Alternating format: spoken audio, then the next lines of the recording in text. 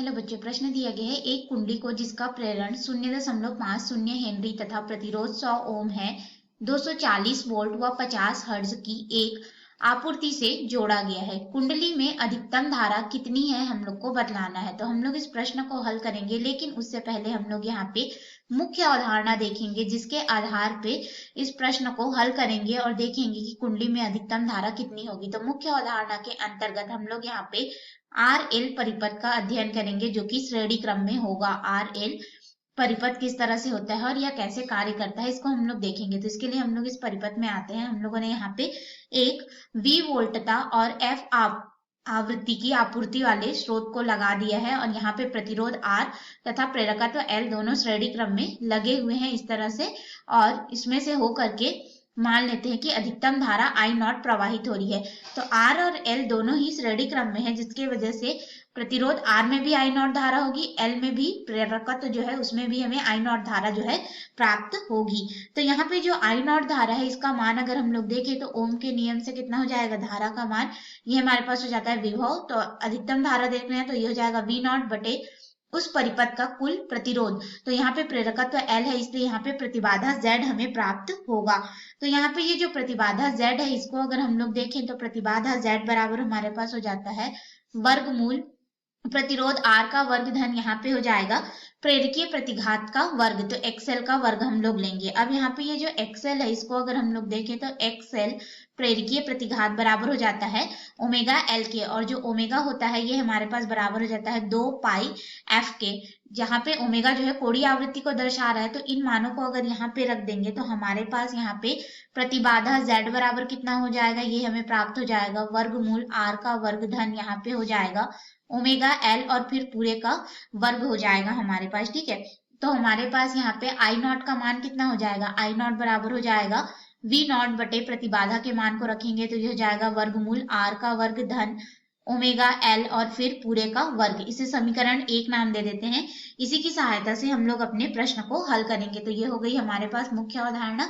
अब इसके अनुसार हम लोग अपने मुख्य प्रश्न में आते हैं। तो मुख्य प्रश्न में हमें प्रेरकत्व का मान जो है दिया गया है और प्रतिरोध का भी मान दिया गया है। तो प्रेरकत्व L बराबर हमें यहाँ पे दिया गया है 0.50 हेनरी दिया गया है। प्रतिरोध R का भी मान दिया गया है 100 ओम के बराबर, और हमें यहाँ पे वोल्टता का मान दिया गया है। तो वोल्टता हमारे पास होता है V RMS का मान दिया गया है वर्ग माध्य मूल मान। जब तक कि हमें बोला ना जाए वो शिखर मान है प्रश्न में, तब तक हम लोग इसे वर्ग माध्य मूल मान लेकर के चलते हैं। तो ये हो जाएगा 240 वोल्ट। अब हम लोग यहाँ पे V नॉट का मान ज्ञात करेंगे, क्योंकि हमें अधिकतम धारा निकालना है प्रेरकत्व में। तो जो V नॉट होता है, इसका अगर हम लोग संबंध देखें वर्ग माध्य मूल मान से, तो ये हो जाता है वर्गमूल 2 गुणित यहाँ पे हो जाता है V RMS।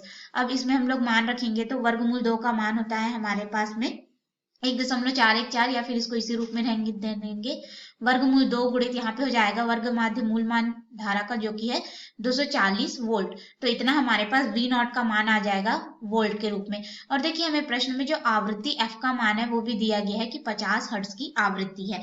अब हम लोग यहाँ पे जो धारा I नॉट है इसका मान निकाल सकते हैं। तो इसके लिए हम लोग मुख्य अवधारणा से समीकरण 1 का प्रयोग करेंगे। तो I नॉट बराबर हमारे पास हो जाएगा V नॉट। तो V नॉट का मान कितना है, वर्गमूल 2 गुणित यहाँ पे हो जाएगा 240 वोल्ट, फिर पूरे के बटे में हम लोग ले लेंगे यहाँ पे प्रतिबाधा का मान। ठीक है, तो प्रतिबाधा का मान यहाँ पे रखेंगे तो ये हमारे पास हो जाएगा वर्गमूल R का वर्ग, यानी कि ये हो जाएगा हमारे पास 100 का हम लोग कर देंगे वर्ग, फिर यहाँ पे हो जाएगा धन।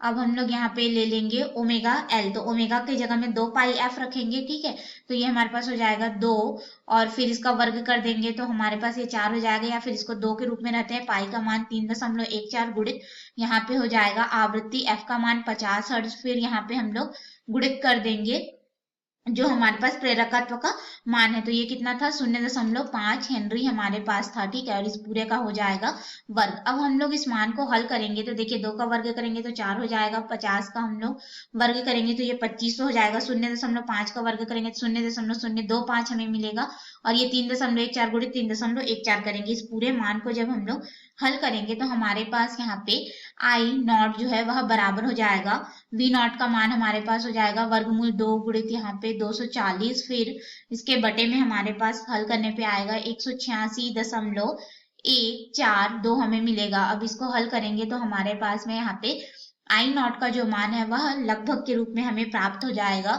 1.823 एम्पियर हम लोग को प्राप्त होगा। तो यह हो गया अधिकतम धारा और यही अधिकतम धारा जो है हमें कुंडली में प्राप्त होगा यानी कि प्रेरकत्व में प्राप्त होगा। तो ये रहा हमारे प्रश्न का उत्तर। आशा है आपको हल समझ में आया होगा।